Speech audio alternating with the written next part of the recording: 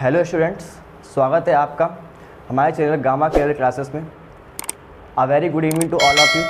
आप सभी लोग का स्वागत है आज के इस शानदार सेशन में।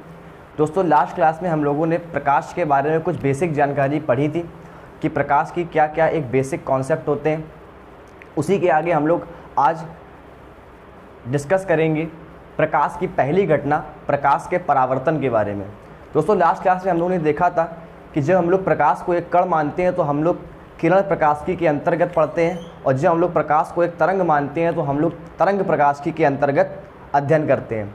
तो पहले हम लोग किरण प्रकाशिकी यानी कि रे ऑप्टिक्स को समझेंगे, और रे ऑप्टिक्स में पहली घटना हो जाएगी प्रकाश का परावर्तन।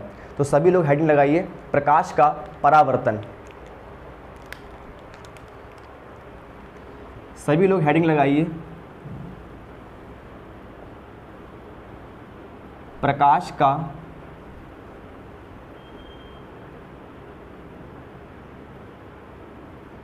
परावर्तन।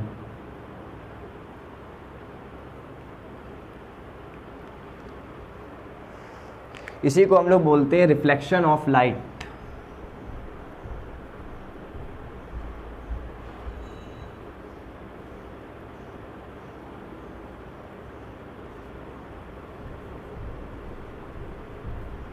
रिफ्लेक्शन ऑफ लाइट यानी कि प्रकाश का परावर्तन।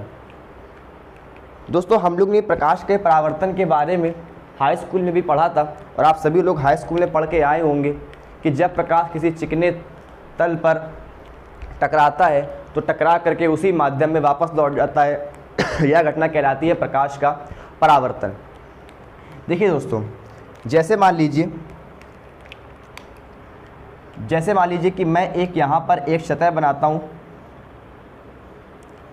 अगर मान लीजिए कि ये आपकी एक सतह है, ठीक है। इस सतह पर क्या होता है, मान लीजिए कोई तल है, चिकना तल। इस तल को मैं मानता हूँ एक्स वाई। यह आपका एक तल है जो कि क्या है, एक्स वाई एक तल है। अगर मैं बात करूँ तो इस एक्स वाई तल में अगर मुझे परावर्तन को शो करना है तो होगा क्या कि इस तल में इसके मुझे एक सतह पर पॉलिश करनी होगी, ठीक। तो जब मैं इसकी एक सतह पर पॉलिश कर दूंगा, अगर मानिए मैंने इसकी इस सरफेस पर पॉलिश कर दी और ये मैंने तल ले लिया एक एक्स वाई तल। ये मेरे पास कौन सा तल है, एक एक्स वाई तल मैंने ले लिया और मैंने इसकी सरफेस पर क्या कर दी, पॉलिश कर दी, ठीक।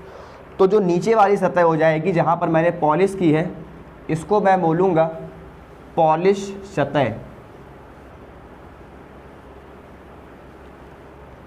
तो ये कौन सतह हो गई, पॉलिश सतह, ठीक। इसके बाद जब मैंने इसकी एक सतह पर पॉलिश कर दिया, पॉलिश काहे से करी जाती है, पॉलिश की जाती है पहले क्या करते हैं, किसी भी पारे की एक पॉलिश कर दी जाती है।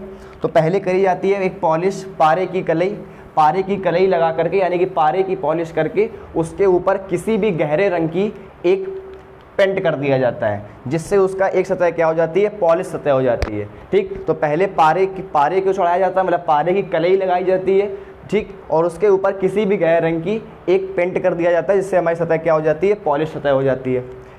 जो इसके ऊपर वाला भाग है, ठीक, इस वाले भाग से नीचे तो पॉलिश हो गई, जो ये ऊपर वाला भाग है यहाँ से क्या होगा, परावर्तन।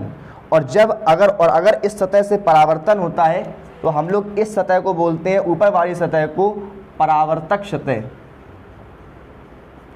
यानी ये सतह कौन सी हो जाएगी, परावर्तक सतह। यानी जिस सतह से प्रकाश का परावर्तन हो रहा है वो सतह कहलाएगी परावर्तक सतह, ठीक। अब यहाँ पर मैं एक पॉइंट मानूंगा। मान लीजिए कि यहाँ पर एक किरण है जो कि इस तरह से आ रही है, जो किरण है जो क्या है, इस तरह से आ रही है, ठीक। लेकिन एक बात ध्यान रखिएगा पूरी लाइट में कि आप लोग जो भी किरण बनाएंगे उसकी डायरेक्शन को जरूर शो करेंगे। किरण की दिशा जरूर दिखाई जाती है, वरना हो सकता है आपके एग्जाम में नंबर काट लिए जाएं, इसलिए किरण की दिशा जरूर दिखाएंगे। तो हमने माना कि एक किरण है वो यहाँ पर टकरा रही है आकर के इस तरह से, तो इसकी दिशा जो है वो इस तरह से है, ठीक। और ये किरण जब यहाँ पर आके टकराई तो मैं यहाँ पर बनाऊंगा एक अभिलंब। तो एक मैं यहाँ पर बनाऊंगा क्या, अभिलंब। तो दोस्तों एक यहाँ पर क्या हो गया, अभिलंब हो गया। ठीक, इसको हम लोग क्या बोलते हैं, अभिलंब, यानी कि नॉर्मल। तो जो किरण यहाँ पर आएगी, जो किरण यहाँ पर आएगी वो क्या होगी, इस सतह से टकरा करके वापस उसी माध्यम पर, यानी कि ये इसके ऊपर का दूसरा माध्यम होगा और इसके नीचे का दूसरा माध्यम होगा। खैर अभी हम लोग यहाँ पर परावर्तन पढ़ रहे हैं तो हमें माध्यम की ज़रूरत नहीं है, यहाँ माध्यम 1 माध्यम 2 की बात नहीं करेंगे। तो जो जिस माध्यम से प्रकाश की किरण आ रही होगी उसी माध्यम में ये प्रकाश किरण वापस लौट जाएगी, यानी इस तरह से ये प्रकाश किरण क्या हो जाएगी, वापस लौट जाएगी। ठीक है दोस्तों, तो ये वाली किरण क्या हो रही थी, आ रही थी, यानी कि ये किरण आपतित हो रही थी। तो दोस्तों इस वाली किरण को हम लोग बोलते हैं आपतित किरण। ये वाली किरण हो जाएगी आपतित किरण, या इसी को हम लोग बोलते हैं इंसिडेंट रे। ठीक, तो ये वाली किरण कौन सी है दोस्तों, आपतित किरण। और जिस पॉइंट पर मैंने ये अभिलंब खींचा है, ये पॉइंट, ये वाला पॉइंट मैं मानूंगा O पॉइंट, और इस पॉइंट पर जो मैंने ये अभिलंब खींचा है इसी को हम लोग बोलते हैं क्या, मतलब इस सतह के लंबवत जो हमने तल खींचा है, इस सतह के लंबवत जो तल खींचा है इसी को हम लोग बोलते हैं अभिलंब। ठीक, तो दोस्तों ये हमारा क्या हो गया, अभिलंब। तो ये हमारा हो गया अभिलंब। अभिलंब को हम लोग बोलते हैं इंग्लिश में नॉर्मल। ठीक दोस्तों, तो ये हमारा क्या हो गया, अभिलंब। ये वाली किरण आपतित थी तो आपतित किरण हो गई। अब ये वाली किरण इस पॉइंट पर आकर के टकरा करके वापस उसी पॉइंट पर परावर्तित हो रही है, यानी कि ये वाली किरण जो है ये हमारी कौन सी किरण है, परावर्तित किरण। तो दोस्तों ये वाली किरण हमारी कौन सी है, परावर्तित किरण। परावर्तित किरण यानी कि इसको हम लोग बोलते हैं, ये वाली रे कौन सी थी, आपतित किरण यानी कि इंसिडेंट रे, और ये वाली किरण कौन है, परावर्तित किरण यानी कि रिफ्लेक्टेड रे। ठीक है दोस्तों, तो ये वाली किरण कौन सी हो गई, परावर्तित किरण, यानी कि इसको हम लोग क्या बोलेंगे, रिफ्लेक्टेड रे। ठीक दोस्तों, तो मैंने क्या बताया अभी आप लोग को कि प्रकाश का परावर्तन क्या होता है। सभी लोग परिभाषा लिखेंगे अपनी कॉपी में, ध्यान सुनिए और फिर अपनी परिभाषा लिखिए कॉपी में। प्रकाश का परावर्तन क्या है, सुनिए। जब प्रकाश की किरण किसी चिकने पॉलिशदार सतह पर टकराती है, जब प्रकाश की किरण किसी चिकने पॉलिशदार सतह पर टकराती है तो टकराने के पश्चात अब उसी माध्यम में, या टकराने के पश्चात उसी माध्यम में वापस लौट जाती है, तो प्रकाश की यह घटना प्रकाश का परावर्तन कहलाती है। बहुत अच्छे सुनिए, फिर से मैं बोल रहा हूँ एक बार। जब कोई प्रकाश की किरण किसी चिकने सतह पर, किसी चिकनी पॉलिशदार सतह पर, ये सतह कैसी है, पॉलिशदार, यानी कि जब कोई प्रकाश की किरण किसी चिकनी पॉलिशदार सतह पर टकराती है तो टकराने के पश्चात उसी माध्यम में वापस लौट जाती है, प्रकाश की यह घटना प्रकाश का परावर्तन कहलाती है। ठीक दोस्तों, इसके बाद अब क्या होगा, ये क्या था, अभिलंब। ठीक, जो प्रकाश की किरण आपतित होती है, यानी कि जो प्रकाश की किरण आ रही होती है तल की तरफ, उसको हम लोग बोलते हैं आपतित किरण। टकरा करके जो किरण वापस जाती है उसको हम लोग बोलते हैं परावर्तित किरण। और एक ऐसा लंबवत रेखा जो कि इस तल पर लंबवत होगी उसको हम लोग बोलते हैं अभिलंब। ठीक है दोस्तों, इसके बाद दोस्तों यहाँ पर एक खास बात क्या है कि जो ये आपतित किरण है और जो ये अभिलंब है, जो ये आपतित किरण है और जो ये अभिलंब है, तो आपतित किरण और ये अभिलंब के बीच में जो ये एंगल बनता है, ये वाला एंगल दोस्तों, इसको बोला जाता है एंगल आई। ये होता है कौन सा कोण, ये होता है कोण आई। इसी को हम लोग बोलते हैं आपतन कोण। ठीक है, तो ये वाला एंगल कौन सा होता है, ये वाला, इसको हम लोग क्या बोलते हैं, आपतन कोण। ये हो जाता है आपतन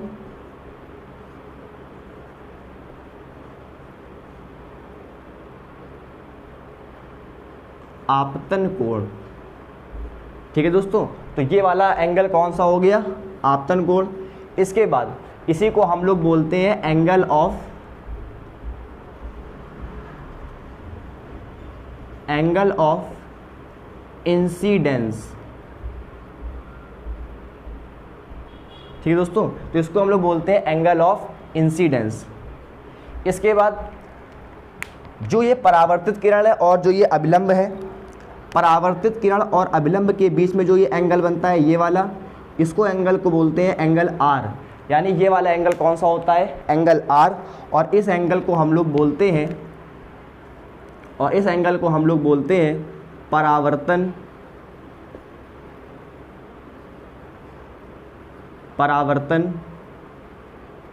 कोण।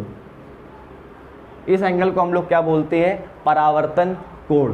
परावर्तन कोण यानी कि एंगल ऑफ रिफ्लेक्शन, यानी इसको हम लोग क्या बोलेंगे,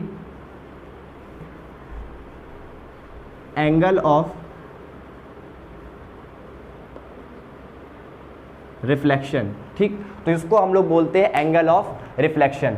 ठीक है दोस्तों, तो पूरी बात एक बार मैं आपको फिर से रिवाइज करा देता हूं कि प्रकाश का परावर्तन क्या होता है। जब कोई प्रकाश की किरण किसी चिकनी पॉलिशदार सतह पर टकराती है तो टकराने के पश्चात उसी माध्यम में वापस लौट जाती है। प्रकाश की यह घटना प्रकाश का परावर्तन कहलाती है। दोस्तों, प्रकाश के परावर्तन में जो प्रकाश की किरण तल की तरफ आ रही होती है या तल से टकराती है, उसको हम लोग बोलते हैं आपतित किरण। जो किरण टकराने के पश्चात वापस अपने उसी माध्यम में लौट जाती है, उसे बोलते हैं परावर्तित किरण। और एक ऐसी रेखा या एक ऐसा तल जो कि इस सतह के लंबवत होगा, उसको हम लोग बोलते हैं अभिलंब। ठीक, इसके बाद आपतन कोण, ये जो आपतित किरण है और जो ये अभिलंब है, आपतित किरण और अभिलंब के बीच में जो एंगल बनेगा उसको हम लोग बोलेंगे आपतन कोण, यानी कि इंसिडेंट एंगल, यानी कि एंगल ऑफ इंसिडेंस। और जो ये अभिलंब है और जो ये परावर्तित किरण है, इसको हम लोग बोलते हैं परावर्तन कोण। अभिलंब और परावर्तित किरण के बीच बनने वाला कोण क्या कहलाता है, परावर्तन कोण। तो इसको हम लोग क्या बोलते हैं, एंगल आर, यानी कि एंगल ऑफ रिफ्लेक्शन। ठीक है दोस्तों, तो आपतित किरण और अभिलंब के बीच बनने वाला कोण आपतन कोण, और परावर्तित किरण और अभिलंब के बीच बनने वाला कोण होता है दोस्तों परावर्तन कोण, यानी कि एंगल ऑफ रिफ्लेक्शन। ठीक है दोस्तों, इसके बाद जब ये बात अगर समझ में आ जाती है कि प्रकाश का परावर्तन क्या होता है, तो दोस्तों इसके बाद हम लोग डिस्कस कर लेते हैं कि परावर्तन के नियम क्या होते हैं। ठीक है दोस्तों, तो दोस्तों हम लोग डिस्कस करेंगे कि परावर्तन के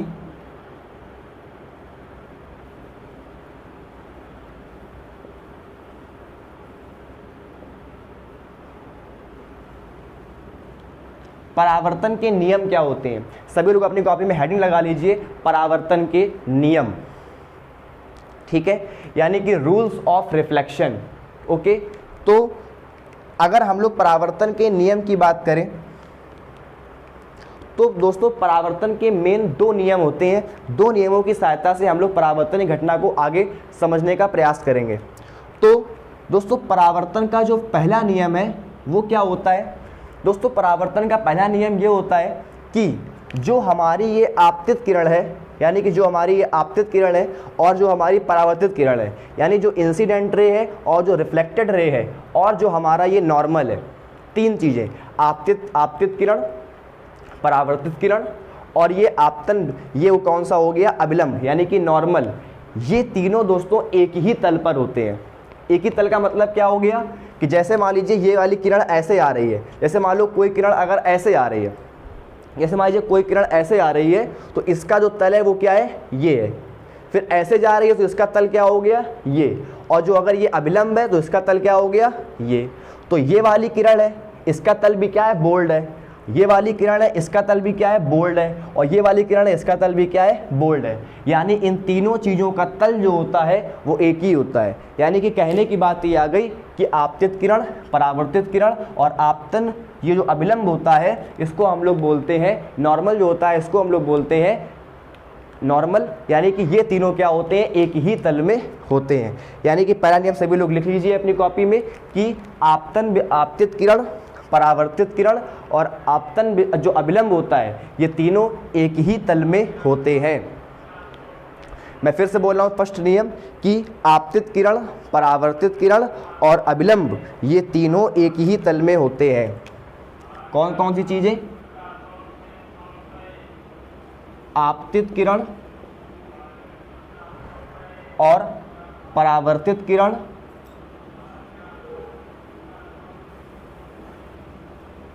और अभिलंब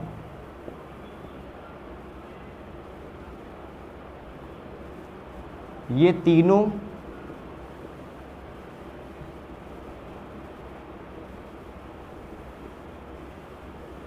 एक ही तल में होते हैं। ठीक, सभी लोग नियम लिखते रहेंगे कॉपी में, बाकायदा एक नोट्स बनाते रहेंगे।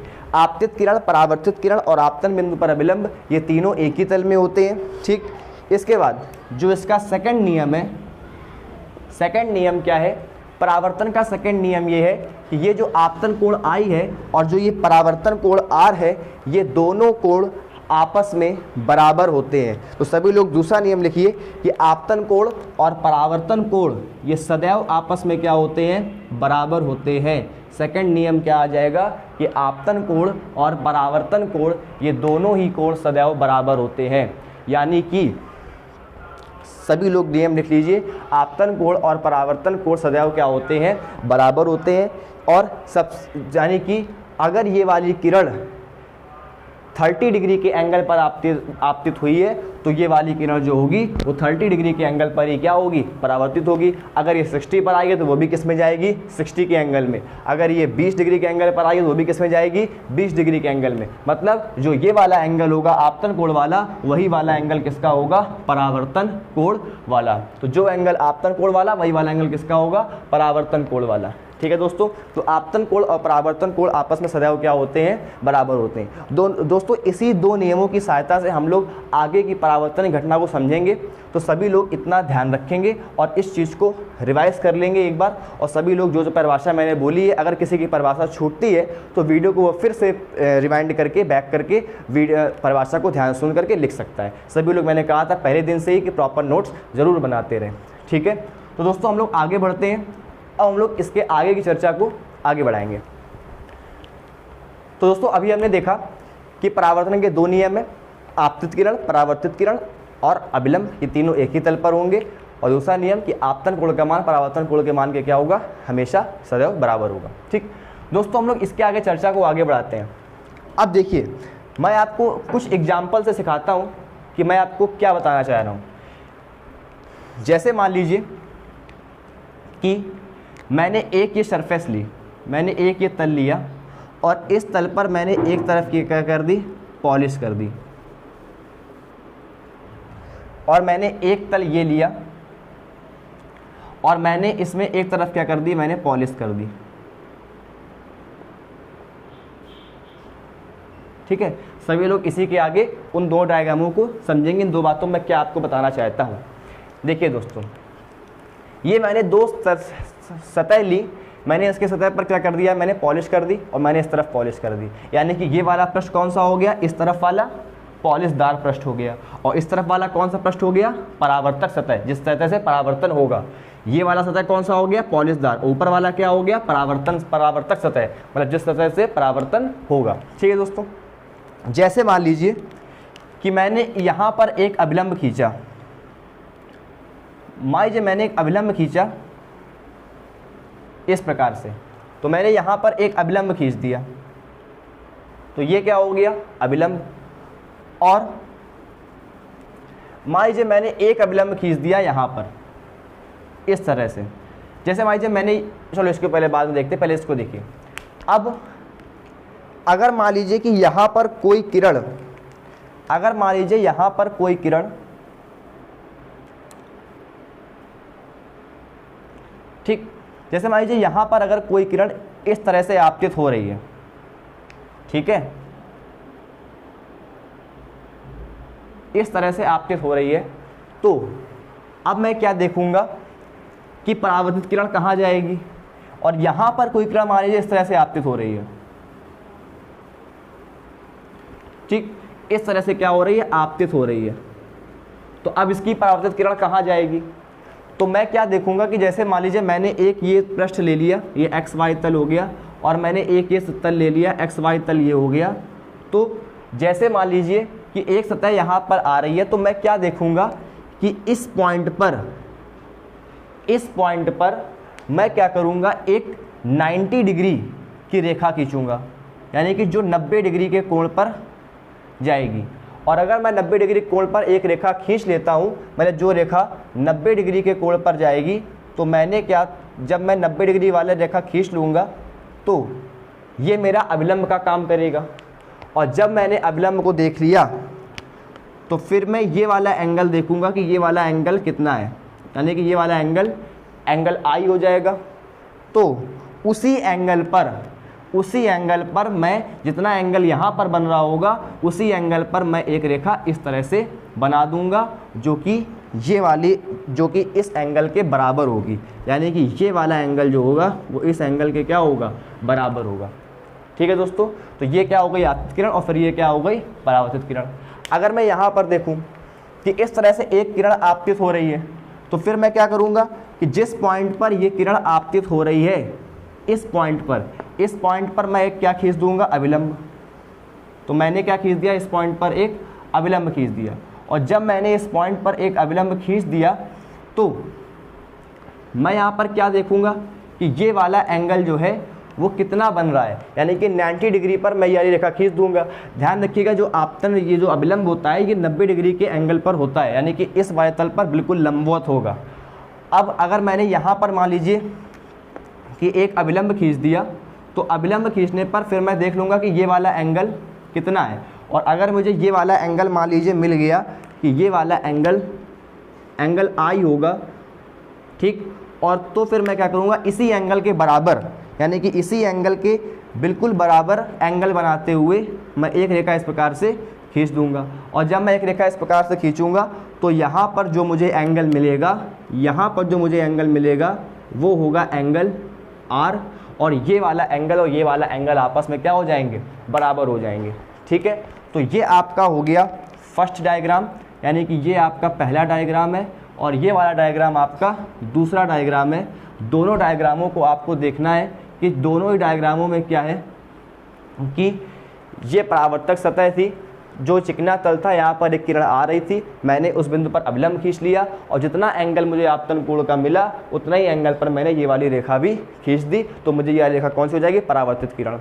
सेम उसी तरह से जब मैंने ये वाली रेखा इस पृष्ठ पर पड़ रही थी तो मैंने जिस पॉइंट पर ये रेखा आपतित हो रही थी उस पॉइंट पर मैंने अभिलंब खींचा और उस वाले एंगल को देखते हुए सेम उसी तरह से एंगल बनाते हुए नीचे की तरफ एक रेखा खींच दी, तो मुझे ये वाली रेखा कौन सी मिल जाएगी, परावर्तित किरण। ठीक है दोस्तों, तो सभी लोग दो डायग्राम जल्दी से बना लें और हो सकता स्क्रीनशॉट ले लें या वीडियो को पॉज करके दोनों चित्र बना लेंगे। अब मैं आगे बढ़ता हूँ। तो दोस्तों अब इसके बाद हम लोग आगे की तरफ बढ़ते हैं जहाँ पर हम लोग कुछ और बातों को समझेंगे। एक डायग्राम और समझते हैं कि उस डायग्राम में एक खास बात है। खास बात क्या है कि जैसे मान लीजिए अगर ये हमारा एक समतल पृष्ठ है, अगर मैंने एक सतह बना दी मैंने एक, तो इस सतह पे अगर मैंने मान लीजिए कि यहाँ पर मैंने अगर पॉलिश कर दी तो ये हो जाएगी पॉलिशदार सतह और ऊपर सतह कौन सी हो जाएगी, ये परावर्तक सतह। अगर मान लीजिए कोई किरण यहाँ पर इस तरह से आपतित होती है, मतलब बिल्कुल लंबवत सीधा बिल्कुल, ठीक, अगर हमारी कोई यहाँ पर इस तरह से आपतित होती है तो दोस्तों होगा क्या कि इसको हम लोग बोलते हैं, इस कंडीशन को हम लोग बोलते हैं अभिलंब आपतन।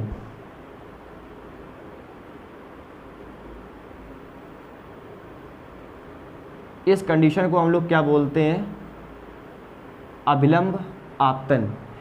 अभिलंब आपतन क्यों बोल रहे हैं, क्योंकि इस कंडीशन में क्या होता है कि जो हमारी आपतित किरण होती है वो आप अभिलंब पर ही क्या हो जाती है, आपतित हो जाती है।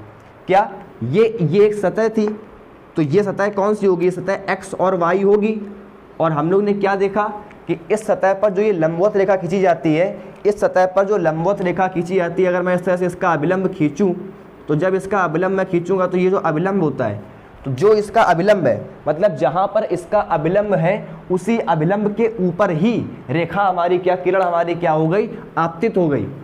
तो जब प्रकाश की किरण अभिलंब के ऊपर ही आपतित हो जाती है तो इस कंडीशन में जो एंगल आई होता है वो कितना होता है, जीरो। एंगल आई कितना होता है, जीरो होता है। और इसके पहले अभी हम लोगों ने दो चित्रों में समझा कि जो प्रकाश किरण जिस एंगल पर आती है वो उसी एंगल पर वापस चली जाती है। यानी कि अगर प्रकाश की किरण अविलंब पर ही आपतित हो जाएगी, अगर प्रकाश की किरण अविलंब पर ही आपतित हो जाएगी तो उस कंडीशन में एंगल आई का मान 0 डिग्री होगा, और एंगल आई का मान 0 डिग्री होने के कारण जो एंगल आर होगा वो भी कितना होगा, 0 डिग्री। ठीक है, यानी कि अगर प्रकाश किरण अविलंब पर आपतित होगी तो वो आएगी 0 पे, क्योंकि अगर प्रकाश किरण अविलंब पर आपतित हो गई तो अविलंब और आपतित किरण के बीच में कोई एंगल ही नहीं बन रहा है, क्योंकि किरण कहाँ पर हो गई है, अविलंब पर ही आपतित हो गई है, इसलिए एंगल आई का मान 0 हो जाएगा। और अगर एंगल आई का मान 0 हो गया तो एंगल आर का मान भी 0 हो जाएगा। इसका मतलब कि प्रकाश की किरण जो है वो जिस रास्ते से आई थी, यानी कि जिस रास्ते से अविलंब पर ही यहाँ पर आई थी, वो उसी रास्ते में क्या हो जाएगी, वापस लौट जाएगी।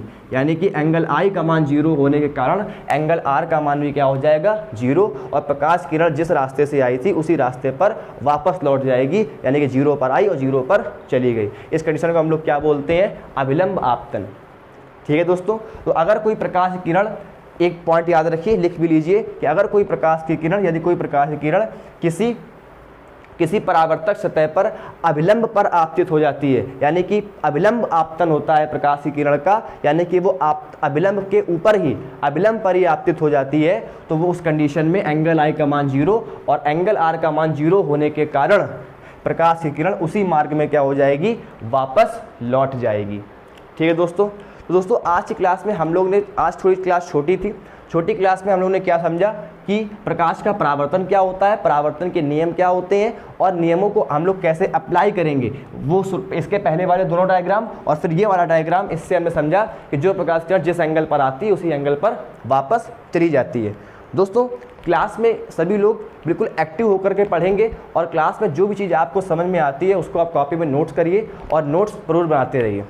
इसके बाद हम लोग कल की क्लास में हम लोग पढ़ेंगे इसी के आगे दर्पण के बारे में, कि दर्पण क्या होता है, समतल दर्पण और गोई दर्पण, इनके क्या क्या प्रकार होते हैं, क्या क्या होता है, इन सब चीज़ों के बारे में अगली क्लास में हम लोग पढ़ेंगे।